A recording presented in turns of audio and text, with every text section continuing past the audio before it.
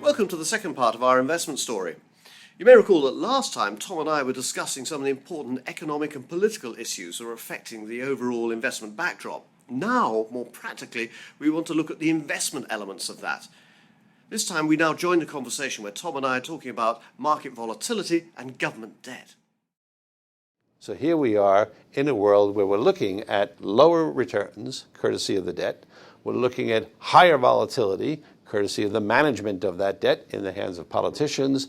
And we have to run money for our clients and our financial planners' clients in that environment. And there's a lot of negatives there, but just supposing Mrs. Merkel and her chums are able to lay out a proper roadmap and it gets that one word back, confidence, then actually things could actually spring back the other way. So there's an upside to it as well. It could indeed, Justin. So in addition to the lower returns and the higher volatilities, if you were looking at a yield curve, a normal distribution curve, what you would see is the tails, if you will, or the low probability events, the tails getting fatter, meaning that those very, very, very low probability events are not as low as they used to be. And they've now gotten to the point where they are a significant enough possibility that we need to account for them. So what's happened now, therefore, is the QE has effectively suppressed the returns that people are going to be getting. Yep. And so these tails, which I think we always called fat tails, Yep. have now started to appear.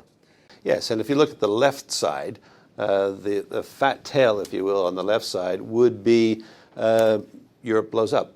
Okay. And we do have the contagion issue with the banks, and the dominoes fall outside of Europe, and you wind up with contagion in all other parts of the world as well. So that Armageddon scenario is the left tail or the red tail that you might look at on the distribution curve. And the green side, then, the more positive one, which might just occur. Well, with all of this uncertainty, what we see is that asset prices, equity prices, particularly in Europe, have been suppressed.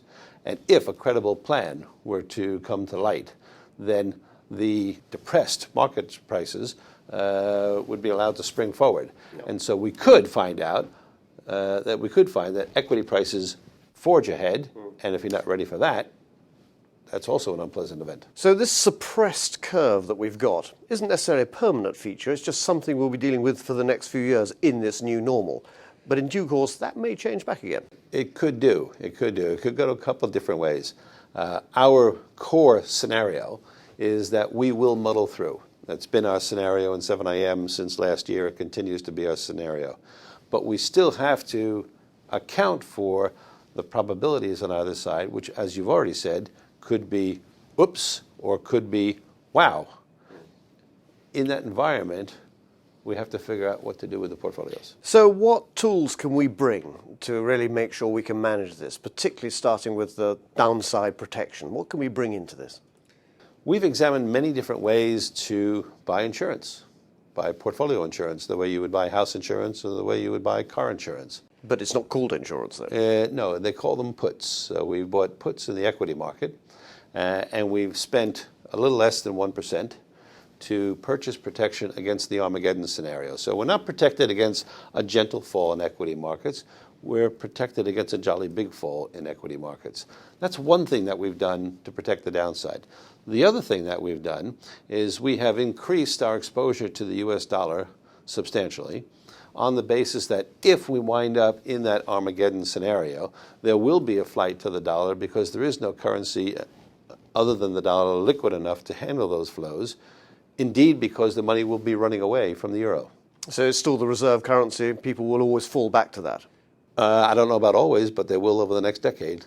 So Tom, that was the downside. What about the sort of the other tail, the upside participation? What can we do to make sure we're still involved in that? Well, you mentioned innovation before, Justin, and I think we've managed to do it again. We found a way to take the dividend income for the next 1, 2, and 3 years from large equities without taking the capital risk. So we can actually remove the equity streams themselves, and we have purchased the rights to those equity streams over a couple of years.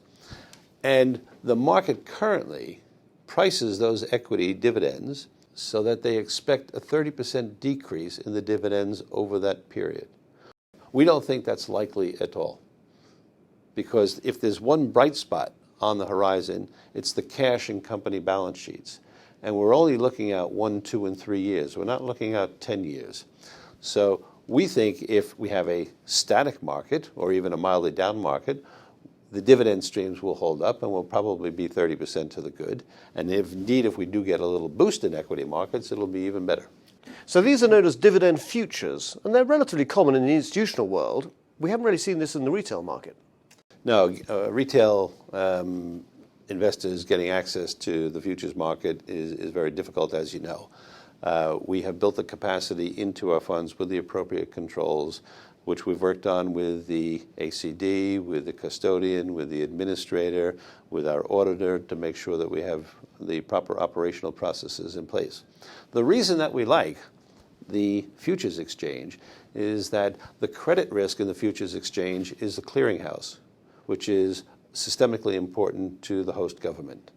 The second thing is that liquidity risk is much less in the futures market. If you have a structured product, for example, or an over-the-counter security, just at that moment in time where it all goes haywire and you need a market, you can't get it. However, the futures markets do trade actively during moments of stress. So let's be clear, these are not structured products you're putting in here at all? Absolutely not. And for the reasons that we just said, for liquidity and credit risk, we think that the futures are far superior. And we've been able to find exactly what we want, which is the income stream for the next couple of years without having to take any of the associated problems. Now, Tom, in a lower, slower world, a vital issue here is going to be cost. Now, we've always been looking to try and minimize cost, but what else can we do to try and make sure that there's better value here for investors? It almost goes without saying, in a period of lower expected returns, say 6%, if you've got a 2.5% or 3% total expense ratio, it's not going to work for the customer. So we've been careful about the own level of our annual management charges. We have, over the last number of years, been introducing passive securities to further drop the cost for the underlying client. And in the last year, we've replaced passive securities with baskets, which mean that we create the index, if you will, by ourselves without any underlying cost to the customer. So several different ways of using our strength and our technology to innovate to produce lower cost for the clients. So we're seeing the benefit here of real economies of scale, allowing us to provide better value right the way through. Yes, if you don't have scale, you won't be allowed to create the baskets with the prime brokers because you wouldn't have a big enough trade to do it. Okay. So for all of us with portfolios, we've got to be looking now to try and make sure that during this time of lower, slower growth, we're still seeing some tangible returns. Do you think what we've done here is really enough to give people confidence? I think it is everything that we can do without spending too much money. There are always trade-offs when you want to buy insurance. How big a premium do you want to pay for how much protection? We believe a balanced portfolio in 7IM with the market, as of this filming, equity market about 5,500. If it went down to 4,000 in an Armageddon type scenario, without the protection, the portfolios would probably lose 12%. In the condition that we have them now, they'd probably lose 5.5%. So the ability to protect our customers and our financial planners against life-changing events for their clients, we think is very, very important. It's part of our brand promise. What about in terms of the participation on the upside? Well, the best thing that this has enabled us to do, the downside protection, is to not cut our equity position. So that in and of itself will help us participate on the upside. In addition to that, the benefit of the dividends that we've added, the dividend futures, will enhance that probably to the same extent of the savings on the downside. Okay.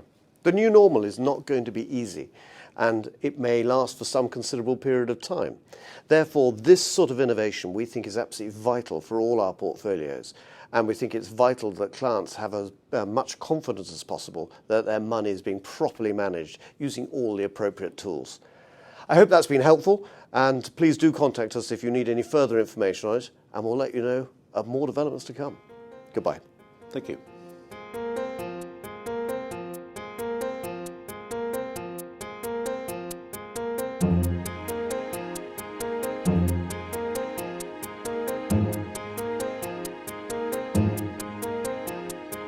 Thank you.